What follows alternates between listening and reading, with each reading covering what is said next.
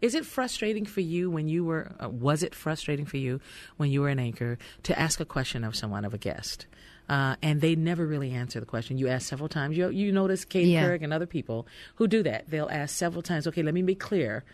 How do you stand on such and such a thing? And they never answer it. And then they go on to another question because they realize they're never going to get an answer. Well, what you try to listen for as the interviewer is another way to ask it. Maybe come back, a couple questions later and ask it in a different way, or follow up. I mean, I have no trouble continuing to ask the question because my job is to get the story. I've gone out on a certain angle for a story, and maybe I find out my angle is off or what I was signed. There's actually something else that's bigger and better. Okay, then I'm going to go with it.